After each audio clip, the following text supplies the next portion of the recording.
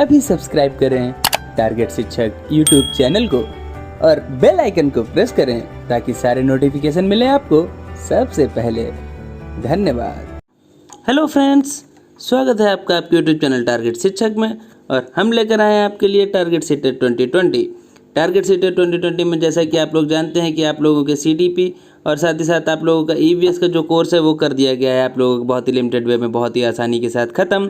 अगर अभी तक आप लोगों ने सीटीपी और ईवीएस के कोर्स को फॉलो नहीं किया है तो लिंक दे दी गई है आप लोगों को डिस्क्रिप्शन बॉक्स में, जहां से आप लोग सब प्लेलिस्ट के थ्रू सारे वीडियोस को फॉलो कर सकते हैं और अपनी तैयारी को बहुत ही मजबूत कर सकते हैं।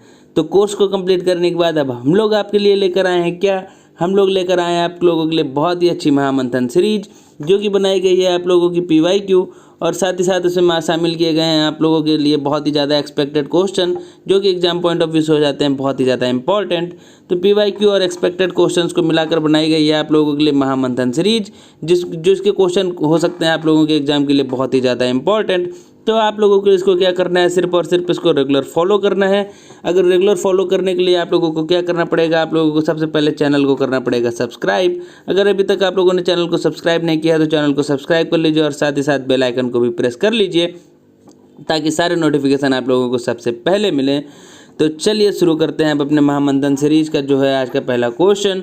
तो महामंथन सीरीज का पहला क्वेश्चन क्या है, तो पहला क्वेश्चन हम लोग डिस्कस करते हैं। तो चलिए पढ़ते हैं क्वेश्चन को।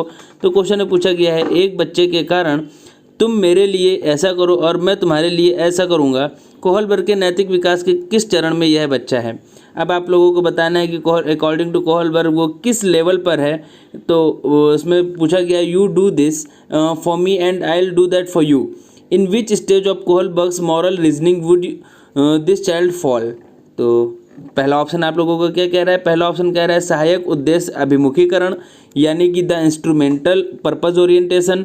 सेकेंड ऑप्शन आप लोगों से कह रहा है सजा और आज्ञाकारिता अभिविन्यास यानी कि the punishment and obedience orientation.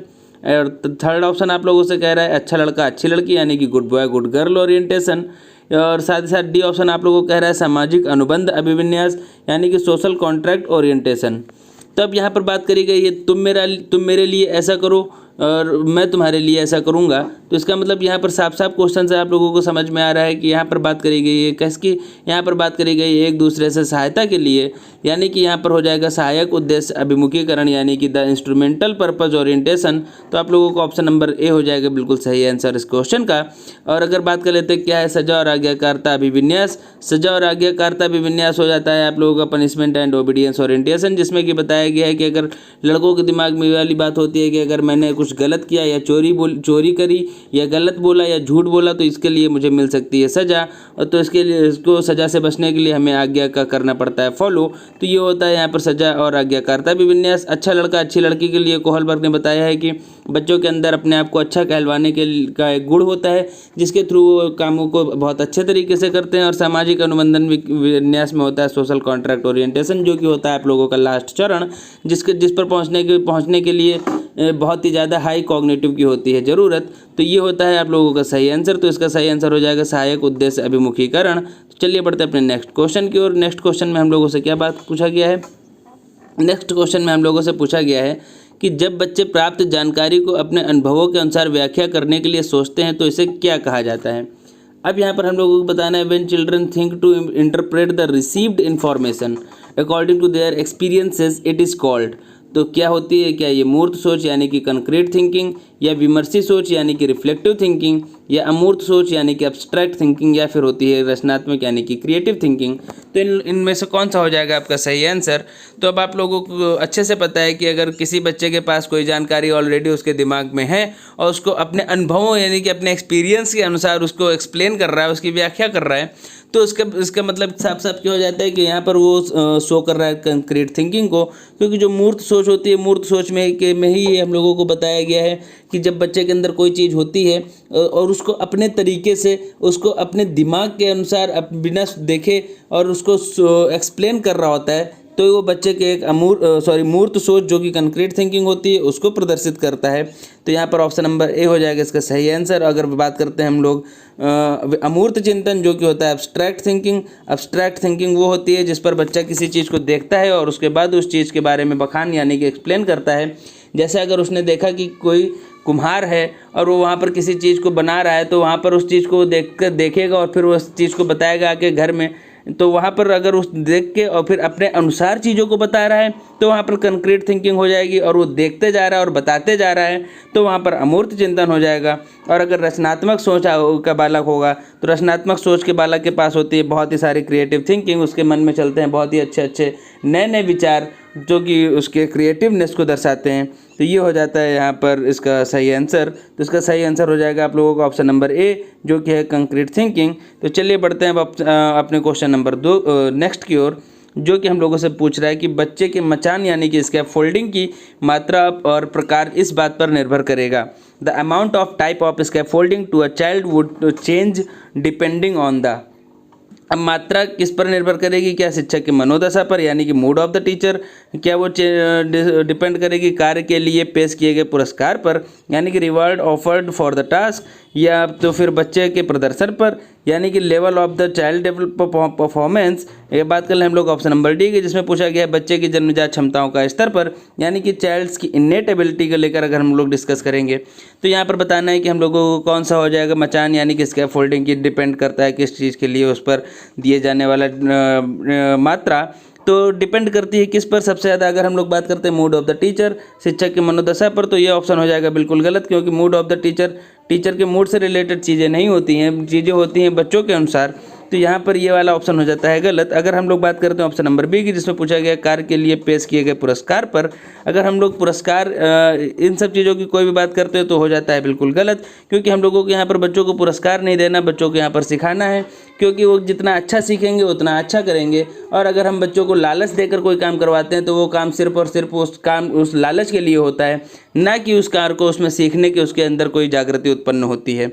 अगर हम लोग बात कर लेते हैं यहाँ पर बच्चे की जन्मजात क्षमताओं का स्तर पर यानी ऑप्शन नंबर डी चाइल्ड की इन्नेट एबिलिटी पर, तो चाइल्ड की इन्नेट एबिलिटी पर अगर हम लोग बात कर लेते हैं तो मचान मतलब यानी कि इसका फोल्डिंग कितनी देनी है, इससे हम लोगों को इसके बारे में पता नहीं चलता है कि उसने काम को किस तरीके से कर रहा है। इसके लिए हमें सबसे अच्छा जानने की जरूरत पड़ती है बच्चे का प्रदर्शन कैसा है, यानी कि जो बच्चे का होता है हम लोगों का परफॉर्मेंस, तो वो हम लोगों को पता होना चाहिए किस लेवल का है, किस तरीके का है, और उस परफॉर्मेंस के अकॉर्डिंग ही उस बच्चों को दिया जाता है स्कैफोल्डिंग। क्योंकि स्कैफोल्डिंग जो भी दी जाती है, स्कैफोल्डिंग दी जाती है बच्चों के परफॉर्मेंस पर, क्योंकि स्कैफोल्डिंग उसी के द्वारा दी जाती है जो उस कार्य में उससे ज़्यादा दक्ष होता है, उस कार्य में उससे ज़्यादा होता है वहाँ पर गुणी, तो उसी के द्वारा दिया जाता है यहाँ पर स्कैफोल्डिंग, जो कि बच्चे के प्रदर्शन के आधार पर उसको आकलन करके फिर उसके बाद उसको सहायता के रूप पर स्कैफोल्डिंग प्रदान किया जाता है। चलिए बढ़ते हैं अपने नेक्स्ट क्वेश्चन की ओर। तो नेक्स्ट क्वेश्चन हम लोगों से कह रहा है क्या? नेक्स्ट क्वेश्चन हम लोगों से बात कर रहा है कि विचार न केवल भाषा को निर्धारित करता है बल्कि इससे पूर्व भी देता है, यानी कि एक विचार था जिसे किसके द्वारा रखा गया। अब ये पूछा गया है thought not only determines language but also proceed it was an idea put forward by. अब बताना है कि ये जो आप लोगों का विचार जो होता है वो न केवल भाषा को देखता है बल्कि इसके पूर्व भी देखता है। तो यहाँ पर देता की जगह आप लोगों को क्या पढ़ना है? यहाँ पर देता की जगह आप लोगों को पढ़ना है देखता। तो इसी के अनुसार आप लोग क्वेश्चन पढ़िए कि विचार न केवल भाषा को निर्धारित करता है बल्कि इसके पूर्व भी देखता है। यह विचार किसका है? तो सब आप लोगों को बिना किसी कन्फ्यूजन के यहाँ पर जब जीन पियाजे पढ़ाया गया था तब बताया गया था कि जो होता है भाषा जो होती है पहले आती है या विचार जो होता है वो पहले आता है। तो इस चीज़ को पियाजे या कोहलबर्ग, वाइगोस्की या पावलोव किसने दिया था सबसे पहले? तो आप लोगों को बताना है इसका सही आंसर। तो इसका सही आंसर क्या हो जाएगा? इसका सही आंसर हो जाएगा विचार न केवल भाषा को निर्धारित करता है बल्कि इसके पूर्व भी देखता है। तो इसका मतलब हो गया जो भाषा होती है वो पहले आती है। तो यहाँ पर ये वाला ऑप्शन जाएगा पियाजे के साथ, क्योंकि भाषा पहले और उसके बाद में क्या आते हैं? उसके बाद में आते हैं हम लोगों के विचार। तो ये बात कही थी हम लोगों की इस पियाजे ने। और अगर हम लोग बात कर लेते कोहलबर्ग ने क्या कहा था? कोहलबर्ग ने कहा था कि हम लोगों के जो विचार होते हैं वो पहले आते हैं और विचार के बाद हम लोगों को क्या आती है? हम लोगों की आती है भाषा। तो यहाँ पर बात कही थी कोहलबर्ग ने। तो ये सारी चीज़ों को पॉइंट्स को अपने दिमाग में रखना है। देखिए यहाँ पर क्वेश्चन कितने डिस्कस किए जा रहे हैं, क्वेश्चंस के नंबर मैटर नहीं करते, मैटर करता है कि आप लोगों के साथ यहाँ पर कंटेंट कैसा है। यहाँ पर एक क्वेश्चन के डिस्कशन से आप लोगों को कितने और आंसर करने को मिल जाते हैं, इस चीज़ का मैटर, इस चीज़ का है यहाँ पर बहुत ही ज़्यादा इन्फ्लुएंस। तो चलिए इसी के साथ ही साथ अगर आपको सेशन अच्छा लग रहा है तो सेशन को लाइक कर दीजिए, और हाँ चैनल को सब्सक्राइब करके बेल आइकन को भी प्रेस कर लीजिए ताकि सारे नोटिफिकेशन आप लोगों को जो है बहुत ही अच्छे तरीके से मिलने लगें। चलिए बढ़ते हैं अपने नेक्स्ट क्वेश्चन की ओर। नेक्स्ट क्वेश्चन हम लोगों से क्या कह रहा है? नेक्स्ट क्वेश्चन हम लोगों से कह रहा है कि निम्नलिखित में से कौन सा वह पूर्व संचालनात्मक विचार की सीमा नहीं है। तो ये क्वेश्चन है आप लोगों का बहुत ही बढ़िया। इसमें आप लोगों को बताना है which one of the following is not a limitation of the pre operational thought. अब आप लोगों को बताना है इसमें से कौन सा जो है इसकी प्री ऑपरेशनल थॉट की लिमिटेशन नहीं है। तो क्या पहला ऑप्शन है, पहला ऑप्शन यहाँ पर कह रहा है इरिवर्सिबिलिटी यानी कि अपरिवर्तनीयता, और सेकंड ऑप्शन कह रहा है आपका टेंडेंसी टू कंसंट्रेट यानी कि ध्यान केंद्रित करने की प्रवृत्ति। थर्ड ऑप्शन आप लोगों से कह रहा है development of the symbolic thought यानी कि प्रतीकात्मक विचार का विकास, या जो आपका ऑप्शन नंबर डी है वो इगोसेंट्रिज्म यानी कि अहम केंद्रिता की बात कर रहा है। तो इसमें कौन सा ऑप्शन हो जाएगा आप लोगों का सही। तो इस क्वेश्चन को इस बार बड़े ध्यान से पढ़ना है, जिसमें आप लोगों से क्या पूछा गया है। इसमें सबसे पहले तो आप लोगों को नहीं को सर्कल कर लेना है, क्योंकि नहीं और नॉट वाली जो चीज़ें होती हैं वो अक्सर करके हम लोग एग्जाम में उसको गलत करके आते हैं। तो यहाँ पर नॉट को सर्कल करके के बाद अब पूछा गया है जो आप लोगों का पूर्व संचालनात्मक यानी कि प्री ऑपरेशनल होता है उसमें कौन सी लिमिट नहीं है। तो प्री ऑपरेशनल की अगर हम लोग बात करते हैं तो लिमिट की जो अहम केंद्रिता होती है, तो अहम केंद्रिता यानी कि ईगोसेंट्रिज्म होता है। बच्चे अपनी ही चीज़ को अच्छा मानते हैं और उसके अंदर उनके अंदर एक अहम केंद्रिता होता है कि जैसा मैं सोच रहा हूँ वैसा ही सारी जो मेरे लिए फेवरेट है वही पूरी दुनिया के लिए फेवरेट है, जो चीज़ मुझे अच्छी लगती है वही चीज़ सारी दुनिया को अच्छी लगती है। ये होती है एक अहम केंद्रिता वाली बात, जो कि बिल्कुल भी यहाँ पर लिमिट नहीं होती है इस चीज़ के। विचार की सीमा जो है उसको इसके अंतर्गत विचार की बिल्कुल सीमा है, इसलिए नहीं पूछा गया, इसलिए इसको हम लोग अपना आंसर नहीं मानेंगे, इसलिए इसको गलत कर देंगे। और पूछा गया प्रतीकात्मक विचार का विकास। प्रतीकात्मक विचार का जो विकास यानी कि हम लोग बात कर लें यहाँ पर development of the symbolic thought. तो सिंबल के अगर हम लोग यहाँ पर बात कर ले तो सिंबल जो होता है वो कहीं ना कहीं हम लोगों के लिए हर एक चीज़ में नेसेसरी होता है। सिंबल के थ्रू ही कोई भी चीज़ पढ़ रहे हैं, कोई भी चीज़ हम लोग अभी अक्षर जो भी होते हैं वो भी आप लोगों के सिंबॉलिक ही होते हैं। तो यहाँ पर भी यहाँ विचार की ये भी इसकी भी कोई लिमिट नहीं होती है, इसलिए इस पर भी हम इसको विचार की सीमा के अंतर्गत नहीं रखेंगे। और अगर अब हम बात कर लेते हैं ध्यान केंद्रित करने की प्रवृत्ति, तो ध्यान केंद्रित करने की जो प्रवृत्ति होती है वो भी हम लोगों की जो होती है यहाँ पर बात करेंगे टेंडेंसी टू कंसंट्रेट। तो कंसंट्रेट करने की जो टेंडेंसी होती है वो भी हम लोगों की लिमिट में नहीं होती, वो डिपेंड करती है बच्चे के उसके बच्चे के एबिलिटी पर कि वो कितना ध्यान केंद्रित कर सकता है। लेकिन अगर हम लोग बात कर लेते हैं रिवर्सिबिलिटी की, तो ये हम लोगों की विचार की सीमा जो होती है वो ये इस नहीं के अंतर्गत आ जाती है। क्योंकि अगर हम लोग बात कर ले, अगर बच्चे को बता दिया जाए कि होता है 4 और 3, अगर हम लोग जोड़ के बता दें तो वो बता देगा 7। लेकिन अगर हम इसी की उल्टा पूछ लिया जाए कि 7 में अगर हम लोग 4 घटा देंगे तो कितना आ जाएगा, तो फिर से वो वहाँ पर 3 आ जाएगा। ये बच्चों को समझना थोड़ा सा कठिन हो जाता है। लेकिन यही वाली बात अगर हम लोग बच्चों को अपरिवर्तनीयता के तौर पर बताई जाए तो जो कि एक विचार की सीमा नहीं होती है। चलिए बढ़ते हैं अपने क्वेश्चन नंबर 6 की ओर। क्वेश्चन नंबर 6 पे हम लोगों से क्या पूछा गया है। क्वेश्चन नंबर 6 पे हम लोगों से पूछा गया है कथन, जिसमें एक कथन दिया गया है और बताना है कि सत्य और असत्य है। तो इसमें कथन में क्या कहा गया है, इसमें कहा गया एक बच्चे के समुचित विकास के लिए एक महत्वपूर्ण शर्त है जो उसे उसके स्वास्थ्य शारीरिक विकास को सुनिश्चित करता है। अब बताना है कि जो महत्वपूर्ण शर्त है विकास के लिए जो उसे उसके स्वस्थ शारीरिक विकास को सुनिश्चित करता है। कौन सा ऐसा जो महत्वपूर्ण शर्त है जो उसके स्वस्थ शारीरिक विकास को सुनिश्चित करती है। तो उसके लिए आप लोगों को पहला ऑप्शन दिया गया है। पहला ऑप्शन आप असत्य है, क्योंकि शारीरिक विकास जो होता है किसी भी तरह से विकास के अन्य डोमेन को प्रभावित नहीं करता है। तो यहाँ पर ये वाली बात तो हो जाती है गलत, क्योंकि जो हम लोगों का जो शारीरिक विकास को सुनिश्चित करता है, मतलब अगर कथन को पुनः पढ़ें जिसमें कहा गया एक बच्चे के समुचित विकास के लिए एक महत्वपूर्ण शर्त है जो उसे उसके स्वास्थ्य शारीरिक विकास को सुनिश्चित करता है। तो ये अगर हम लोग असत कहेंगे तो यहीं पर गलत हो गया, गलत नहीं होगा क्योंकि बात है बिल्कुल सही। तो यहाँ पर आप लोगों के ऑप्शन ए और बी तो ऐसे ही कट जाएंगे। और बात कर लेते हैं ऑप्शन नंबर सी की, जिसमें कि कहा गया सच है क्योंकि भौतिक विकास के अनुक्रम के सर्वोच्च स्थान पर है विकास के। तो विकास पे हम लोगों ने कभी भी ऊपर और नीचे की कोई बात पढ़ी नहीं है। हम लोगों ने पढ़ा है कि विकास क्या होता है, एक दूसरे के साथ परस्पर संबंधित होता है, एक सीक्वेंशियल फॉर्म में होता है। तो यहाँ पर ये ऊपर नीचे वाली कोई बात हम लोगों ने आज तक कभी देखी नहीं। तो इसका ऑप्शन नंबर डी देखते हैं, जिसमें कहा गया है सच है क्योंकि शारीरिक विकास जो होता है, शारीरिक विकास के अन्य डोमेन के साथ परस्पर संबंधित होता है। ये बात हो जाती है बिल्कुल सही। तो ऑप्शन नंबर डी हो जाएगा, वो हो जाएगा आपका बिल्कुल सही आंसर। तो जैसा कि आप लोग जानते हैं कि विकास का जो डोमेन होता है अन्य सबके साथ होता है परस्पर संबंधित। जैसा कि आप लोगों को जब हम लोगों ने कोर्स में कराया था तभी बताया था कि उसको हम लोग देते हैं PCSE के द्वारा। पी से होता है आप लोगों का फिजिकल, सी से होता है आप लोग कॉग्निटिव, एस से होता है आप लोगों का सोशल और ई से होता है इमोशनल। तो फिजिकल यानी कि शारीरिक, कॉग्निटिव यानी कि संज्ञानात्मक, एस से सोशल यानी कि सामाजिक और ई से इमोशनल यानी कि सांवेगिक। तो ये होते हैं आप लोगों के जो होते हैं परस्पर एक दूसरे के साथ संबंधित होते हैं, जो कि आप लोगों का ऑप्शन नंबर डी में कह रहा है। तो ये ऑप्शन हो जाता है आप लोगों का बिल्कुल सही। अब बढ़ते हैं हम लोग अपने नेक्स्ट क्वेश्चन की ओर। तो नेक्स्ट क्वेश्चन में हम लोगों से क्या कह रहा है, नेक्स्ट क्वेश्चन में हम लोगों से पूछा जा रहा है क्रिस्टियाना ने एक फील्ड ट्रिप के लिए अपनी क्लास ली और वापस आने के बाद उन्होंने अपने स्टूडेंट के साथ एक ट्रिप पर चर्चा की जो जिसका अर्थ क्या बताया जा सकता है।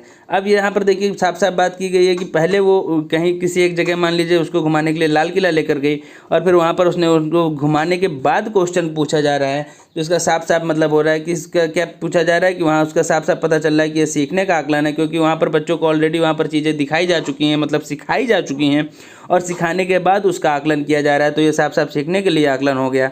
और जो होता है अगर हम लोग करते हैं सीखने के लिए मूल्यांकन, असेसमेंट फॉर लर्निंग की बात करते हैं, तो वो सीखने के लिए होता है अगर वहाँ पर लाल किला पर पहुँच कर ही वहाँ पर चीज़ें दिखा कर उसके बाद उसी समय पर अगर क्वेश्चन पूछे जाते तो वो सीखने के लिए मूल्यांकन के श्रेणी में रखा जाता है। और मूल्यांकन के लिए सीखना और मूल्यांकन का सीखना जैसा कोई टर्म हम लोगों के सिलेबस में होता ही नहीं है, तो इसको हम लोग ऐसे ही हटा देंगे। तो चलिए अब बढ़ते हैं अपने नेक्स्ट क्वेश्चन की ओर। नेक्स्ट क्वेश्चन हम लोगों से क्या कह रहा है, नेक्स्ट क्वेश्चन है क्वेश्चन नंबर 8, जो कि हम लोगों से पूछ रहा है कथन है जो कि बताना है सच है कि क्या है। इसमें पूछा गया है पुरुष जो है आमतौर पर महिलाओं की तुलना में अधिक बुद्धिमान होते हैं, ये किस ओर इंगित कर रहा है। द स्टेटमेंट जो है men are generally more intelligent than women is true, क्या ये सच है। मे बी ट्रू, क्या ये सच हो सकता है। या सोज जेंडर बायस, मतलब ये लिंग पूर्वग्रह को दर्शाता है। या is true for different domains of intelligence, या बुद्धि के विभिन्न क्षेत्रों के लिए सच है। तो कथन जो कि दिया हुआ है पुरुष जो है आमतौर पर महिलाओं की तुलना में अधिक बुद्धिमान होते हैं, ये एक तरीके के लिंग पूर्वाग्रह को दर्शाता है, क्योंकि इस तरह का ये कोई सच या इसको किसी झूठ की सीमा में हम लोग नहीं रख सकते। ये एक जेंडर बायस को शो करता है, क्योंकि यहाँ पर पुरुष और महिलाओं के बीच में किसी भी तरीके की तुलना नहीं होती और पुरुष अधिक बुद्धिमान होते हैं, महिलाएं कम बुद्धिमान होती है। इस तरीके की सोच जो है लिंग पूर्वाग्रह को दर्शाती है। कह दिया जाए कि जो लड़के होते हैं मैथ में अच्छे होते हैं, लड़कियाँ मैथ में कम अच्छी होती हैं। या अगर हम लोग कभी कभी देखते हैं कि कहा जाता है जो ड्राइविंग स्किल्स होती है महिलाओं की कम अच्छी होती है या पुरुषों की अच्छी होती है, तो ये सारी बातें जो होती हैं वो लिंग पूर्वाग्रह को दर्शाती हैं, ना कि ये सच होती हैं और ना ही बुद्धि के विभिन्न क्षेत्रों के लिए भी पॉसिबल हो सकती हैं। तो इसका आंसर क्या हो जाएगा, इसका आंसर हो जाएगा आप लोगों के लिए ऑप्शन नंबर सी, जो कि है लिंग पूर्वाग्रह यानी कि सोच gender bias is the right answer of this question. तो चलिए बढ़ते हैं अपने नेक्स्ट क्वेश्चन की ओर। नेक्स्ट क्वेश्चन हम लोगों से क्या कह रहा है, नेक्स्ट क्वेश्चन हम लोगों से मूल्यांकन का पूछा जा रहा है। इसमें क्या है यहाँ पर मेन पर्पज़, इसे पूछा गया है मूल्यांकन का मुख्य उद्देश्य क्या होना चाहिए, यानी कि the main purpose of assessment should be. तो अब आप लोगों को बताना है क्या होगा इसका मेन पर्पज़। क्या शिक्षार्थियों की त्रुटियों को इंगित करना, या विद्यार्थियों की उपलब्धि को मापने के लिए, या यह तय करने के लिए कि किसी छात्र को अगली कक्षा में पदोन्नत किया जाना चाहिए या नहीं, या सीखने के अंतराल का निदान और उपाय करना। यानी कि यहाँ पर क्या पूछा गया है, यहाँ पर पूछा गया मूल्यांकन का क्या उद्देश्य होना चाहिए, मेन पर्पज़ क्या है, to point out the errors, या टू मेजर द अचीवमेंट, या to decide if a student should be promote to the next class और नॉट, या to diagnose and remedy gaps in learning. तो क्या होगा इसका सही आंसर। तो बहुत ही इजी क्वेश्चन है, इसका आंसर आप लोग बड़ी आराम से दे सकते हैं। जिसमें अगर हम लोग बात करते हैं शिक्षार्थियों की त्रुटियों को इंगित करना यानी कि एरर को पॉइंट आउट करने की अगर बात की जाती है, तो हम लोग जानते हैं कि वो क्वेश्चन हो जाता है बिल्कुल गलत ऑप्शन, क्योंकि शिक्षार्थियों की त्रुटियों को हम लोग वहाँ पर शिक्षार्थियों की गलती बताने नहीं बैठे हैं, और ना ही शिक्षार्थियों की उपलब्धि को मापते हैं, ना ही उसके अचीवमेंट को मापने के लिए वहाँ पर किसी भी तरीके का कोई भी काम नहीं किया जाता। और अगर हम बात करते हैं कि पदोन्नत किया जाना है कि नहीं, अगर हम लोग बच्चे को प्रमोट करने के लिए शिक्षा नहीं बनाई गई है, बनाई गई किस लिए, बच्चों को बेहतरीन बनाने के लिए। और बेहतरीन बनाने के लिए क्या करा जाता है, बच्चों को ज्ञान दिया जाता है, और अगर ज्ञान अगर उसको समझ में नहीं आए तो उसको हम लोग क्या करते हैं, हम लोग डायग्नोस करते हैं एक डॉक्टर की तरीके की। सबसे पहले बीमारी का पता लगाते हैं, यानी कि पता लगाते हैं कि उसको समझने में कहाँ हो रही दिक्कत, और दिक्कत होने के बाद क्या करते हैं हम लोग, करते हैं रिमेडियल टीचिंग यानी कि उपचारात्मक शिक्षण। कहीं कहीं इसी को आप लोग उपचारात्मक के साथ साथ निदानात्मक शिक्षण भी पढ़ते हैं। तो ये होता है मूल्यांकन का मुख्य उद्देश्य, कि आप लोगों को पता करना है मूल्यांकन के तौर पर कि बच्चों को सीखने पर सबसे पहले ये पता करना है कि प्रॉब्लम कहाँ आ रही है, और प्रॉब्लम पता करने के बाद उसको फिर रिमेडियल टीचिंग यानी कि उसको उपचारात्मक या निदानात्मक शिक्षण प्रदान करके उसकी समस्या को दूर करना होता है। तो ये होता है मेन पर्पस असेसमेंट का। तो ऑप्शन नंबर डी हो जाएगा इसका बिल्कुल सही आंसर। चलिए बढ़ते हैं अब अपने नेक्स्ट क्वेश्चन की ओर। तो चलिए देखते हैं अब हम लोग अपने नेक्स्ट क्वेश्चन को, जो है हम लोगों का क्वेश्चन नंबर 10। क्वेश्चन नंबर 10 में हम लोगों से पूछा गया है मानव विकास कुछ सिद्धांतों पर आधारित है, निम्नलिखित में से कौन सा मानव विकास का सिद्धांत नहीं है। यहाँ पर कहा गया human development is based on certain principal which following is not the principle of human development. तब आप लोग जैसे ही क्वेश्चन पढ़ेंगे तो क्वेश्चन पढ़ने के लिए सबसे पहले हमने बताया कि अगर कहीं भी आप लोगों को नहीं दिख रहा है तो नहीं को सबसे पहले सर्कल करिए, या तो आप नॉट को सर्कल करिए, क्योंकि जिससे कि आप लोगों का क्वेश्चन हो वो गलत होने की जो पॉसिबिलिटीज़ होती है वो हो जाए 0% और आप लोग बिल्कुल बहुत अच्छे से क्वेश्चन को फॉलो कर सकें। अब इसमें हम लोग क्वेश्चन को पढ़ेंगे जिसमें पूछा गया है वो बताना है हम लोगों को कि कौन सा मानव विकास का सिद्धांत यहाँ पर नहीं है। क्या कंटिन्यूटी का सिद्धांत है, कंटिन्यूटी का यानी कि निरंतरता, यानी कि अगर हम बात करें सीक्वेंशियली यानी कि अनुक्रमिता यानी कि क्रमानुगत, या बात करें जनरल टू स्पेसिफिक या समान से विशिष्ट, या रिवर्सिबल, या अगर बात करते हैं प्रतिवर्ती, तो इनमें से कौन सा मानव विकास का सिद्धांत नहीं है आप लोगों को बताना है इसमें कौन सा है सही आंसर। अब अगर हम लोग देख लेते हैं निरंतरता यानी कि कंटिन्यूटी के बारे में, तो आप लोग अच्छे से जानते हैं कि विकास कैसा होता है। विकास चलता है आप लोगों का जन्म से लेकर कब तक, मृत्यु पर्यंत तक, यानी कि ये हम लोगों का अगर हम लोग बात करें तो ये निरंतर तो चलता ही है, क्योंकि ये जन्म से मृत्यु पर्यंत तक चलने वाली एक प्रक्रिया है।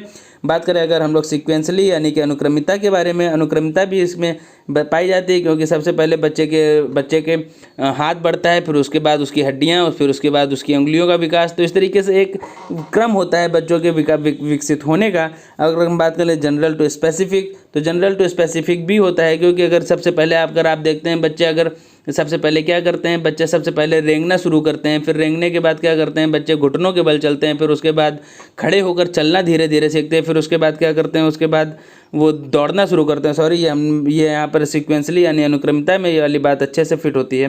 और अगर हम बात करते हैं सामान्य से विशिष्ट के बारे में, तो सामान्य से विशिष्ट के बारे में अगर हम एग्जाम्पल देखते हैं तो सामान्य से विशिष्ट के बारे में हो जाएगा यहाँ पर, अगर जैसे किसी काम को बच्चे को करने के लिए अभी पूरे शरीर से एफर्ट लगाना पड़ता है, हो सकता है कि बाद में उसी काम को करने के लिए वो अपने एक मामूली से एक हाथ से ही उस काम को कर ले, या हो सकता है उस काम को करने के लिए सिर्फ एक ओनली या सिंगल मसल का यूज हो रहा हो, या हो सकता है सिर्फ एक फिंगर के द्वारा ही उस काम को संचालित कर सकता हो। तो ये हो जाता है जनरल टू स्पेसिफिक, तो ये वाला भी हो जाएगा। लेकिन अगर बात करी जाए रिवर्सिबल, तो विकास आप लोगों का रिवर्सिबल नहीं होता, यानी कि अगर आज कह दिया जाए कि आप हो गए हैं 50 साल के और उसके बाद आप डायरेक्ट हो जाएंगे 20 साल के, तो ऐसा पॉसिबल नहीं होता है, क्योंकि विकास जो होता है एक निरंतर चलने वाली एक प्रक्रिया है जो कि कभी भी रिवर्सिबल में नहीं होती। तो इसका आंसर प्रतिवर्ती हो जाएगा, जो कि है आप लोगों का ऑप्शन नंबर डी। तो ये हो जाएगा आप लोगों का बिल्कुल सही आंसर। चलिए बढ़ते हैं अपने नेक्स्ट क्वेश्चन की ओर। तो नेक्स्ट क्वेश्चन में हम लोगों से क्या पूछा गया है, नेक्स्ट क्वेश्चन में हम लोगों से पूछा गया है कि निम्नलिखित में से कौन सा विकास का सिद्धांत नहीं है। अब बताना है which one of the following is not. देखिए नॉट को देखते ही सबसे पहले हम लोग क्या करेंगे, नॉट को देखते ही हम लोग सबसे पहले करेंगे यहाँ पर इसको सर्कल, और पूछा गया है which one of the following is not a principle development. तो कौन सा जो है विकास का सिद्धांत नहीं है। तो ऑप्शन नंबर ए कह रहा है विकास आनुवांशिकता और पर्यावरण दोनों से प्रभावित होता है, और दूसरे में पूछा गया है आप लोगों से ऑप्शन नंबर बी में जो है वो कहा गया है विकास सार्वभौमिक और सांस्कृतिक सामग्री इसे प्रभावित नहीं करती है, यानी कि development is universal and cultural contents do not influence it. और तीसरे में कहा गया है विकास जो होता है आजीवन होता है, यानी कि डेवलपमेंट इज़ लाइफ लॉन्ग। और ऑप्शन नंबर डी में आपसे कहा गया है विकास परिवर्तनीय है, डेवलपमेंट इज़ मॉडिफाइएबल। तो इसमें कौन सा हो जाएगा आपका बिल्कुल सही आंसर। जैसे पूछा गया है विकास का सिद्धांत नहीं है, तो यहाँ पर अगर हम लोग देखते हैं अपने ऑप्शंस को, तो यहाँ पर भी बताना है कौन सा है विकास का सिद्धांत नहीं। तो अगर यहाँ पर विकास और सबसे पहले ए ऑप्शन में कहा गया है विकास आनुवांशिकता और पर्यावरण दोनों से प्रभावित होता है, जो कि बात हो जाती है बिल्कुल सही, क्योंकि विकास कैसा होता है हेरिडिटी और एनवायरनमेंट। अगर हम बात करते हैं डेवलपमेंट होता है आपका हेरिडिटी और एनवायरनमेंट का होता है क्रॉस मल्टीप्लिकेशन। तो यहाँ पर मल्टीप्लाई होता है डेवलपमेंट हेरिडिटी और एनवायरनमेंट का मल्टीप्लाई करके ही हम लोग डेवलपमेंट की बात को बताया गया है। तो ये वाला ऑप्शन तो यहाँ पर आंसर में नहीं होगा, क्योंकि पूछा गया आप लोगों का नहीं। ऑप्शन नंबर बी में आपसे क्या कहा गया है विकास सार्वभौमिक है और सांस्कृतिक सामग्री से प्रभावित नहीं होती। तो ये वाली बात अगर हम लोग करी जाए तो इसका आंसर का ऑप्शन यही हो जाएगा, क्योंकि अगर यहाँ पर सबसे पहले आप देख रहे हैं कि सांस्कृतिक सामग्री विकास को प्रभावित नहीं करती, तो क्या सांस्कृतिक सामग्री आपके वातावरण में है, तो क्या किसी भी बच्चे की संस्कृति उसके विकास को प्रभावित नहीं करती? ऐसा पॉसिबल नहीं है, क्योंकि संस्कृति हमेशा ही बच्चे के विकास को प्रभावित करती है कि उसके रहन सहन का तरीका कैसा होगा, ये उसकी संस्कृति पर ही आधारित होता है। बच्चे के खान पान कैसा होगा, ये भी उसकी संस्कृति पर ही आधारित होता है। तो इसमें कहा गया है विकास का सिद्धांत नहीं है, तो संस्कृति इसे प्रभावित नहीं करती, ये हो जाएगा बिल्कुल गलत। तो ऑप्शन नंबर बी हो जाएगा इसका बिल्कुल सही उत्तर, क्योंकि यहाँ पर जो होता है कल्चर कंटेंट करता है, उसके इन्फ्लुएंस करता है उसके डेवलपमेंट को। और जिसमें ऑप्शन नंबर सी में कहा गया है विकास आजीवन होता है, डेवलपमेंट इज़ लाइफ लॉन्ग, ये भी बिल्कुल सही बात है। डेवलपमेंट इज़ मॉडिफिएबल, यहाँ पर विकास परिवर्तनीय है, जैसा कि अभी पिछले क्वेश्चन बताया कि वहाँ पर क्या कहा गया था। पर पिछले क्वेश्चन में पिछला क्वेश्चन आया था वहाँ पर प्रतिवर्ती की बात की गई थी, जिसमें कि बताया गया था रिवर्सिबल यानी कि वापस नहीं जा सकता। यहाँ पर बात की गई परिवर्तनीय की, तो विकास में परिवर्तन होना पॉसिबल है, इसीलिए दोनों क्वेश्चन उस क्वेश्चन के बाद इस क्वेश्चन को यहाँ पर मिक्स किया गया ताकि आप लोगों के बीच में जो आ जाते हैं डाउट्स उनको बहुत ज़्यादा हो सके क्लियर। क्योंकि यहाँ पर डेवलपमेंट मॉडिफाई तो हो सकता है, बट जो डेवलपमेंट होता है वो आप लोगों के रिवर्सिबल नहीं हो सकता। मॉडिफाइबल कैसे है, अगर हम बात करते हैं कि जैसे आज आपको बहुत ज़्यादा गुस्सा आ रहा है और हो सकता है कि बाद में आपके गुस्सा आने की प्रवृत्ति हो जाए कम, तो यहाँ पर आप कह सकते हैं कि हाँ डेवलपमेंट जो है आपका परिवर्तन हो चुका है। बट डेवलपमेंट आपका सिर्फ और सिर्फ शारीरिक ही नहीं होता है, जैसा कि मैंने आपको अभी बताया था डेवलपमेंट आपका कैसा होता है PCSE के तौर पर। तो अगर हम बात करते हैं आप लोगों के इमोशन की, तो आप लोगों का जो इमोशंस है, अगर मान लीजिए आज आपको बहुत ज़्यादा गुस्सा आ रहा है और कल आपको गुस्सा आना कम हो जाता है, तो यहाँ पर भी विकास में क्या हो रहा है, आपके परिवर्तन हो रहा है। तो डेवलपमेंट आप लोगों का बिल्कुल मॉडिफाइएबल होता है। तो यहाँ पर ये वाला पॉइंट भी हो जाता है आप लोगों का सही, तो ऑप्शन नंबर बी हो जाएगा इसका सही आंसर। क्योंकि संस्कृति जो होती है विकास को बहुत अच्छे तरीके से प्रभावित करती है। तो चलिए बढ़ते हैं अब अपने नेक्स्ट क्वेश्चन की ओर, जो कि है आप लोगों का क्वेश्चन नंबर 12। क्वेश्चन नंबर 12 है आप लोगों का, और इसमें क्या पूछा गया, ऐसे पूछा गया निम्नलिखित में से किस अवधि में शारीरिक विकास और विकास तीव्र गति से होता है। अब बताना है कि आप लोगों को in which of the following period does physical growth and development occur at a rapid place. तो अभी क्या है इसमें, क्या मध्य बचपन और किशोरावस्था की बात करेंगे यानी कि मिडिल चाइल्डहुड एंड एडोलेसेंस, या किशोरावस्था और वयस्कता यानी कि एडोलेसेंस एंड अडल्टहुड, या शैशवावस्था और प्रारंभिक बचपन यानी कि इन्फेंसी एंड अर्ली चाइल्डहुड, या प्रारंभिक बचपन और मध्य बचपन यानी कि early childhood and middle childhood. तो किस अवधि में शारीरिक विकास और विकास होता है, तीव्र गति से होता है। तो ये ऑप्शन बहुत ही इजी क्वेश्चन है आप लोगों के लिए, इसका तो देखते ही आप लोगों ने आंसर अपने दिमाग में रख लिया होगा कि इसका आंसर कौन सा हो जाएगा, शैशवावस्था और प्रारंभिक बचपन। क्योंकि शैशवावस्था जो होती है आप लोगों की इन्फेंसी और अर्ली चाइल्डहुड वाली एज होती है, वो होती है आप लोगों की बहुत ही तीव्र गति से होने वाले विकास की एज। और इस क्वेश्चन के तौर पर आप लोगों को एक क्वेश्चन और याद रखना है जो कि सीटेट के लिए बहुत ही ज़्यादा फेवरेट क्वेश्चंस में माना जाता है, जिसमें वहाँ पर बात करता है किसके बारे में, सीटेट बात करता है आपसे भाषा विकास के बारे में। और भाषा विकास भी आप लोगों का प्रारंभिक बचपन में हो जाता है बहुत ही, यानी कि प्रारंभिक बचपन में बहुत ही ज़्यादा तेज़ी से होता है आपका भाषा विकास भी। तो इसको भी आप लोगों को अपने दिमाग में रखना है। और इसी के साथ हम लोग बढ़ते हैं अपने नेक्स्ट क्वेश्चन की ओर। तो नेक्स्ट क्वेश्चन हम लोगों से क्या पूछ रहा है, नेक्स्ट क्वेश्चन हम लोगों से है क्वेश्चन नंबर 13, जो कि पूछ रहा है निम्न में से कौन सी माध्यमिक द्वितीयक सामाजिकरण एजेंसी के उदाहरण हैं। तो ये बहुत ही अच्छा क्वेश्चन है, इससे रिलेटेड क्वेश्चन आप लोगों को हर बार आपके एग्जाम में देखने को मिलेंगे, जिसमें कि आपसे क्या पूछा गया है, जिसमें आपसे पूछा गया है which of the following are examples of secondary socializing agency. तो आप लोग अच्छे तरीके से जानते हैं कि आपकी जो सामाजिकरण होता है वो होता है आप लोगों के दो रूप में, जो कि होता है आप लोगों का कौन सा, एक होता है आप लोगों का प्राइमरी, और जो दूसरा होता है वो दूसरा होता है आप लोगों को कौन सा, वो होता है आप लोगों का द्वितीयक, यानी कि उसी को बोल दिया जाता है माध्यमिक। तो यानी कि इसको इंग्लिश से बोले तो ये हो जाता है सेकेंडरी। तो सेकेंडरी इसमें कौन सा है आप लोगों का, वही आप लोगों के क्वेश्चन में पूछा गया है। तो इसमें अगर आप लोगों को याद रखना है जो प्राइमरी होता है वो होता है सबसे पहले बच्चे का, आप भी जानते हैं सामाजिकरण उसके परिवार से ही होगा। तो जहाँ पर भी आप लोगों को परिवार देखने को मिले तो वो आपका प्राइमरी हो जाता है। और अगर हम लोग बात करते हैं कौन सा होता है सेकेंडरी यानी कि द्वितीयक, जो द्वितीयक में याद रखना है आप लोगों को कहाँ, द्वितीयक बच्चा स्कूल ही जाना शुरू करता है घर के बाद, सबसे पहला ऐसा समाज जहाँ पर बच्चा सीखता है कुछ भी, तो परिवार के बाद आता है दूसरा सबसे पहले स्कूल। तो चलिए इस बात को जानने के बाद अब आप बहुत अच्छे तरीके से इसका आंसर लगा पाएंगे। इसमें आप लोगों से क्या पूछा गया है, इसमें आप लोगों से पूछा गया है सामाजिकरण एजेंसी का कौन सा द्वितीयक। तो देखिए जैसे परिवार की बात करी गई तो परिवार आपका पहले में आ गया, इसमें भी परिवार की बात करी गई ऑप्शन नंबर डी में। तो ये दोनों ऑप्शन तो आपके नहीं होंगे। और अगर हम बात कर लेते हैं मीडिया की और बात कर लेते हैं स्कूल और मीडिया की, तो जहाँ पर आप लोगों को स्कूल देखने को मिल गया तो ये आपका सेकेंडरी में चला जाएगा। बस आप लोगों को मीडिया या बात करें अगर नेबरहुड यानी कि पड़ोस और इस फ्रेंड्स, इन सारी चीज़ों पर कभी भी कंफ्यूज नहीं होना है। आप लोगों को सिर्फ और सिर्फ अपने दिमाग में दो चीज़ रखनी है, पहला वो हो गया स्कूल और दूसरा हो गया आपका परिवार। क्योंकि अगर आपको कहीं भी परिवार देखने को मिल रहा है तो वो हो जाएगा आप लोगों का प्राइमरी, और कहीं भी स्कूल देखने को मिल रहा है तो वो हो जाएगा आप लोगों का सेकेंडरी।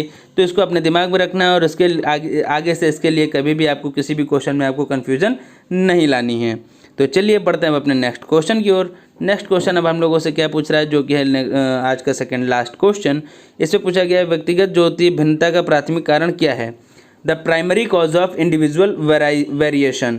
तो प्राइमरी इसका क्या होगा, देखिए पर्यावरणीय प्रभाव, मतलब व्यक्तिगत भिन्नता का प्राथमिक कारण पर्यावरणीय प्रभाव। इट मे बी, क्या एनवायरनमेंट इन्फ्लुएंस करता है, बिल्कुल सही बात है। अगर बात करते हैं हम लोग अनुवांशिकता और पर्यावरण के बीच जटिल परस्पर प्रक्रिया, तो ये वाली बात भी आपकी सही है, to complex interplay between the heredity and the environment.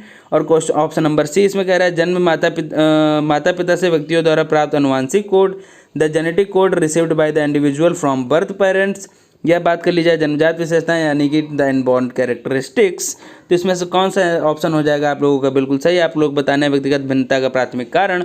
अगर हम लोग पर्यावरणीय प्रभाव की बात करें तो इट मे बी, लेकिन अगर हम लोग देखते हैं ऑप्शन नंबर बी जिसमें अन्य अनुवांशिक और पर्यावरण के बीच जटिल परस्पर प्रक्रिया के बारे में बात की गई है हम लोगों की यहाँ पर हेरिडिटी और एनवायरनमेंट के बारे में। हेरिडिटी और एनवायरनमेंट होता है सबसे ज़्यादा आपको व्यक्तिगत भिन्नता के लेकर। अगर बात करते हैं माता पिता से व्यक्तियों द्वारा प्राप्त अनुवांशिक कोड, जो कि आपके अनुवांशिकता में ऑलरेडी आ जाते हैं। और अगर हम बात करते हैं जन्मजात विशेषताएं, वो भी आप लोगों के जो होती है वो भी अनुवांशिकता के ही अंतर्गत आती हैं।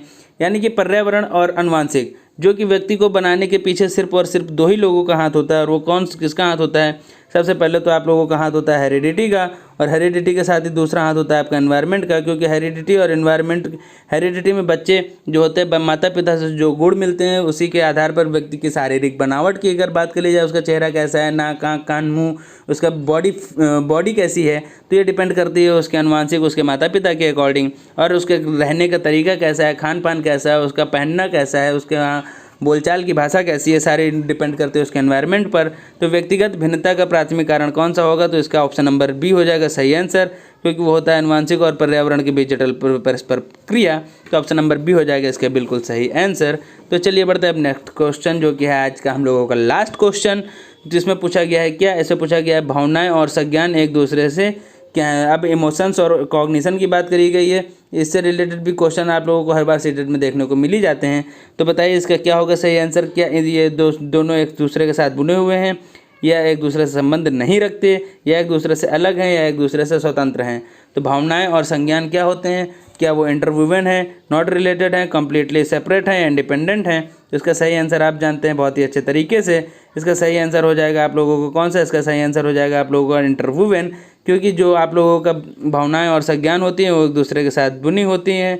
तो यहाँ पर ए ऑप्शन जो इंटरवुवन कहा गया है बिल्कुल सही हो जाएगा। इसी इंटरवुवन को हम लोग साथ ही साथ इंटरकनेक्टेड भी कह सकते हैं, क्योंकि एक दूसरे से क्या होती हैं, ये एक दूसरे से होती हैं कनेक्टेड, तो इसको हम लोग इंटरकनेक्टेड भी कह सकते हैं, इंटरकनेक्टेड विद ईच अदर। तो भावनाएं और संज्ञान एक दूसरे के साथ बुने हुए हैं, तो ऑप्शन नंबर ए हो जाएगा इसका बिल्कुल सही आंसर। तो अब आप लोगों को बताना है कि आप लोगों ने आज 15 में से कितने आंसर सही किए। इसको आप लोगों को देना है, आपको कहाँ, इसको आप लोगों को बताना है हम लोगों को कमेंट बॉक्स में कमेंट करके 15 में से आपके आंसर कितने हुए सही। तो चलिए आपको सेशन कैसा लगा, और अगर हमारा प्रयास आपको अच्छा लग रहा हो तो सेशन को लाइक ज़रूर करें, और हाँ चैनल को सब्सक्राइब कर लें और बेल आइकन को प्रेस कर लें, ताकि सारे नोटिफिकेशन आप लोगों को बड़े आसानी से मिलें। साथ ही साथ चैनल को शेयर ज़रूर करें, क्योंकि जो तैयारी करने के लिए जितने भी लोग हैं उनको बहुत ही अच्छा कंटेंट लोगों को बहुत ही अच्छे तरीके से मिले, और बिना किसी दिक्कत के वो पढ़ सकें ऑनलाइन माध्यम के थ्रू, जो कि इस समय चल रहा है। जैसे आप लोग जानते हैं कोरोना, तो कोरोना में इस समय पढ़ाई हो गई है बहुत ही ज़्यादा मुश्किल।